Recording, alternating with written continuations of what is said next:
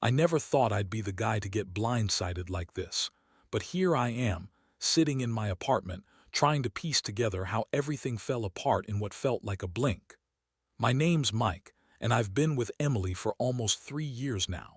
We met through mutual friends, hit it off right away, and everyone kept telling me I'd found the one.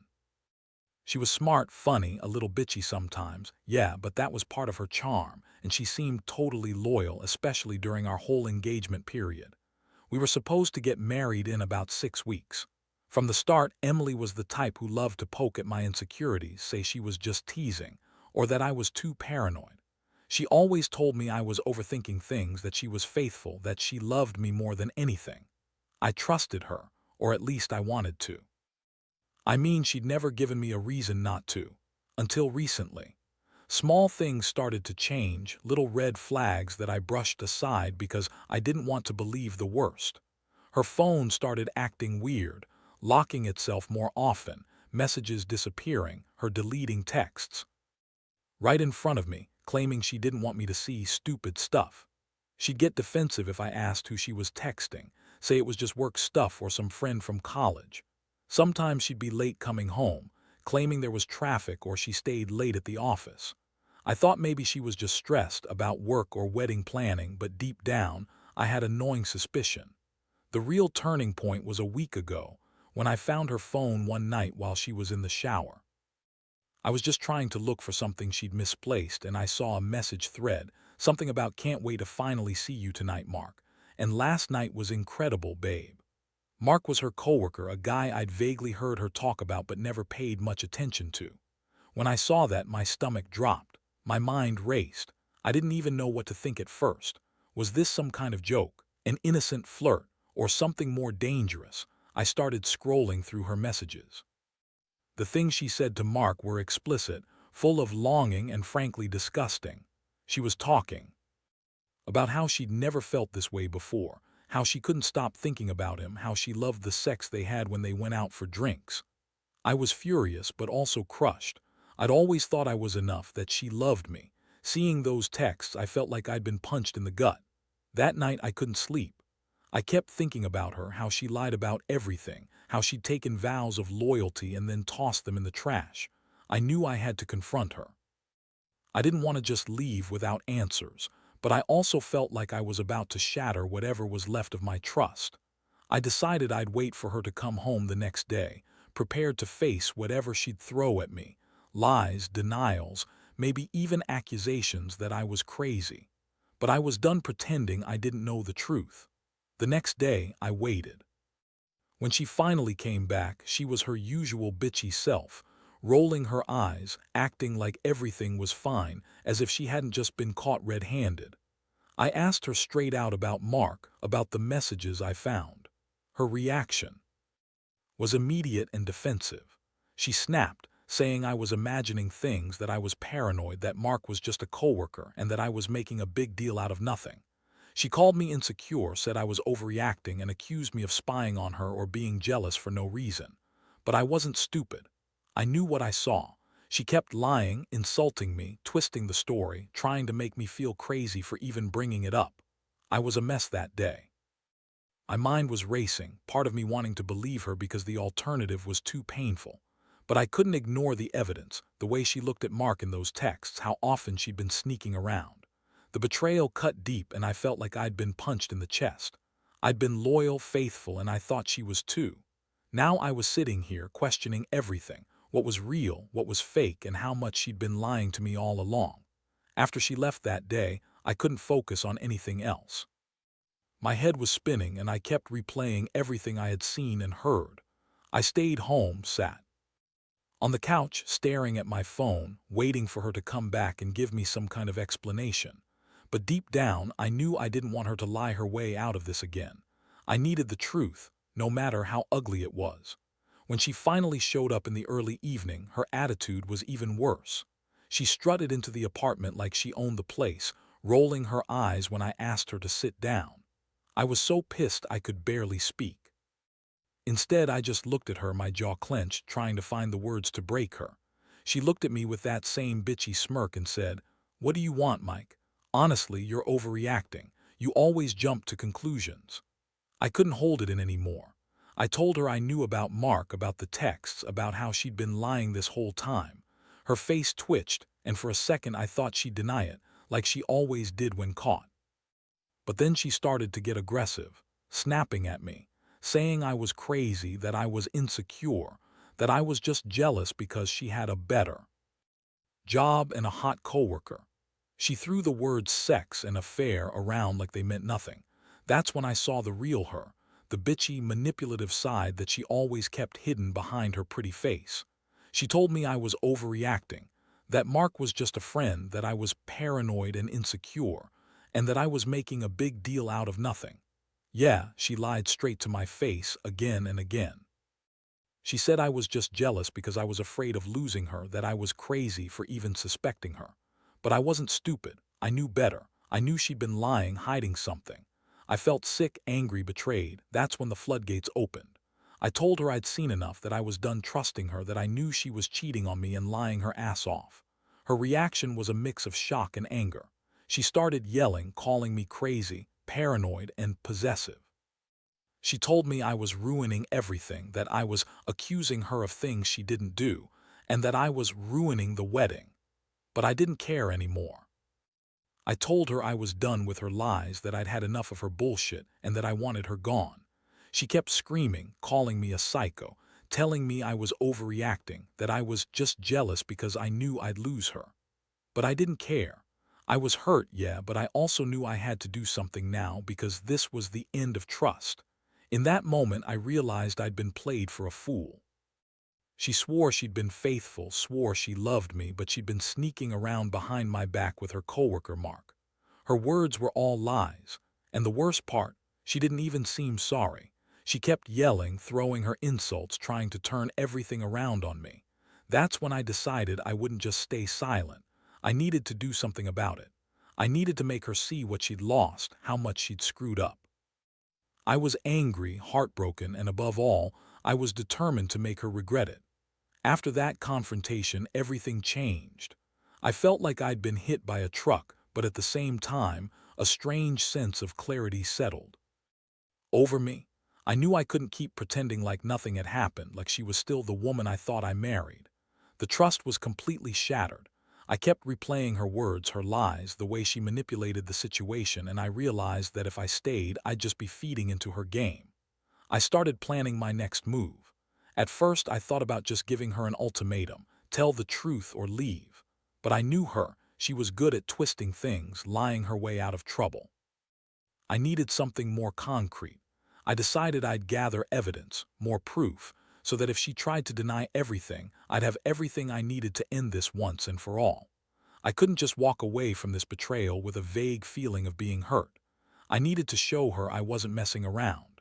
Over the next few days, I secretly installed a hidden camera in the living room. I wanted to catch her when she thought she was alone or with Mark. I also kept a close eye on her phone and email activity. She was sneaky, but I was meticulous. I didn't want to miss anything. She kept up her act, acting innocent, lying about being so busy with wedding stuff, and saying she had no time for Mark. But I knew better. Then one night I caught her. I was in the next room pretending to be asleep when I saw her sneak out her phone and start typing. I had been watching her for days, and I already had a feeling she'd try to contact Mark again. Sure enough, there was a message from him. She was telling him she'd meet him at the hotel after her shift, saying she needed her fix, and how she couldn't wait to see him again. I saw enough. That was the final straw. I turned on the camera and recorded everything. I knew this was the proof I needed to end it. The next day I sat her down again, this time with the footage and her texts on my phone. I told her I'd been watching her. Her eyes widened, and for a second she looked panicked. Then she started to lie again, saying it was all a misunderstanding, that Mark was just a friend, that I was overreacting. But I did fall for it. I played the recordings, showed her the texts, and told her I knew everything. Her face twisted into a sneer, and she yelled at me, calling me crazy, possessive, and stalking. She said I was destroying everything, and that I was just jealous because she had a hot coworker. I felt a mixture of rage and sadness. Rage because I'd been played for a fool, betrayed by the woman I loved. Sadness because I realized I'd wasted so much time trusting her, giving her the benefit of the doubt. She kept denying it, kept calling me paranoid, but I didn't care anymore. The truth was in the footage, in the texts. It was clear she'd been lying for months, maybe longer. I knew I had to decide whether I was going to forgive her or finally put an end to this nightmare. I looked at her and said, "It's over, Emily. I'm done trusting you and I want you out of my life." Her face went pale and she started crying, calling me heartless, crazy, and ruining everything. But I wasn't going to be manipulated anymore. I told her I'd hired a lawyer, that I was filing for divorce, and that I wanted her gone for good. I was hurt, but I couldn't keep living in this lie. This was the reality now. She had cheated, lied, and betrayed me in the worst way. And I was done playing the fool. After I told her it was over, Emily's reaction was nothing short of a meltdown. She started yelling, swearing, calling me every name in the book: crazy, possessive, controlling. And then she dropped the classic line, "You're just jealous because I found someone better than you." That was her go-to whenever she got caught lying, as if that made everything okay. I just stared at her, feeling a mixture of disgust and emptiness. Honestly, I wasn't even angry anymore. I was just exhausted. I knew I had to act fast. I called my lawyer right then and there, explained everything, and started the divorce process. I didn't want to drag this out, didn't want to keep pretending that her lies didn't cut me deep. I went home and packed a bag, told her she could stay if she wanted, but I wasn't going to keep living in the same space as someone who had betrayed me so badly. She begged, of course, crying and pleading, saying it was all a mistake, that she'd never cheat on me, that Mark was just a stupid mistake. But I didn't buy it. I knew who she really was now, the bitchy, selfish girl who lied to save her own skin. The next few days were a whirlwind. I set up a temporary place to stay, started sorting out the divorce papers, and tried to process what had happened. I kept asking myself, how did I miss all the signs? How did I not see the truth beneath her charming facade? I felt betrayed on every level, emotionally, physically, mentally. It was like waking up from a nightmare I couldn't escape. But more than anything, I was angry at myself for trusting her so blindly. I let her manipulate me, and now I was paying the price. Meanwhile, she was still desperately trying to save face. She kept texting me, denying everything, claiming she loved me and that Mark was nothing, just someone she worked with. She said she'd never cheat, that I was crazy, and that I was destroying her life. But I'd had enough. I blocked her number, deleted her from social media, and decided I wouldn't let her drag me down anymore. I realized that sometimes the person you trust the most can turn out to be the person who hurts you the worst. And it's not just about the cheating. It's about the fact that she lied for so long, convinced me that I was the one with the problem. Looking back, I see how stupid I was to believe her lies for so long. I see now that her bitchy attitude and constant manipulations were there all along. I just chose to ignore them. I know I made the right decision for myself. I've learned that you can't fix someone who refuses to be honest, and that trust, once broken, is almost impossible to rebuild. I don't know what the future holds, but I do know I'm finally free from her games. And honestly, it feels like a weight has been lifted. I'll never get that time back, but I'll make sure I don't let anyone treat me like a fool again. It's been a few weeks now since I made the final move and cut her out of my life.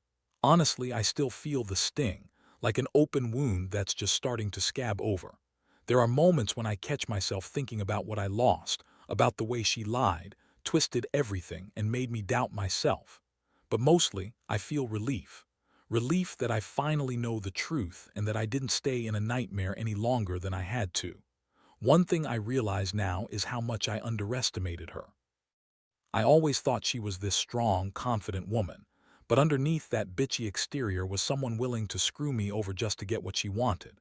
She's manipulative, selfish, and pretty damn good at hiding her true nature until she got caught. I think a part of me always wanted to believe she'd be faithful, that she was the one, but deep down I knew that was just wishful thinking. Now I see her for who she really is, a liar, a cheater, a user. I've started focusing on myself. Went back to the gym, picked up some old hobbies I'd neglected, and finally got around to seeing a therapist. It's been a rough road, but I know I need to rebuild myself after this. Trust doesn't come easy anymore, not with anyone, but I'm trying to be optimistic. I've realized that if someone like Emily can betray me so deeply, then I have to be smarter about who I let into my life. I need to learn to trust my gut, be more cautious, and not ignore the red flags anymore. From all this, I've also learned that revenge isn't really about hurting her. It's about reclaiming my power, my dignity. I wanted her to see that I wasn't a doormat, that I wasn't going to be lied to and used, that I'm someone who values himself enough to walk away from a toxic relationship. Honestly, it feels good to be done with her. I don't need her validation or her bullshit apologies.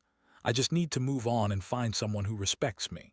Looking back, I'd say the biggest lesson I've learned is that trust, real trust, is fragile. Once it's broken, it's almost impossible to fully repair.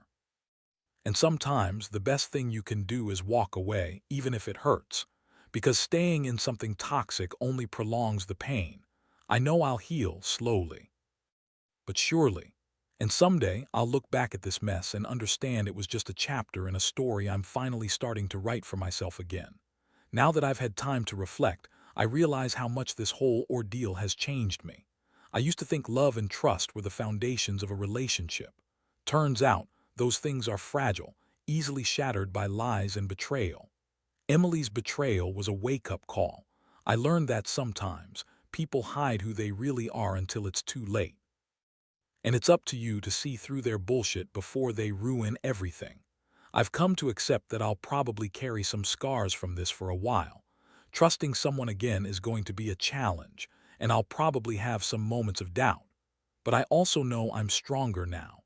I've learned to listen to my instincts, to value myself more.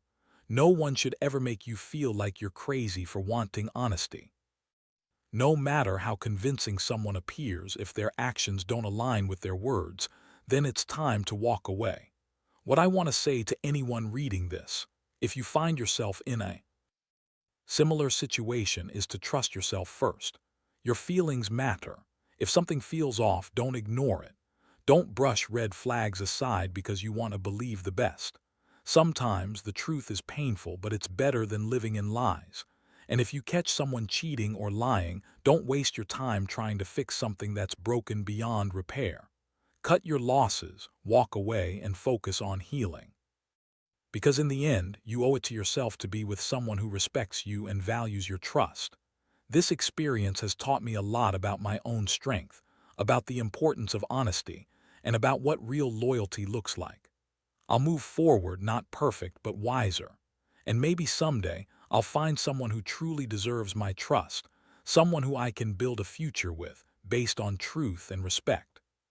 For now, I'll focus on rebuilding what I lost, piece by piece, knowing that betrayal only makes you stronger if you learn from it. I'm done being the fool. Now, I'm reclaiming my life.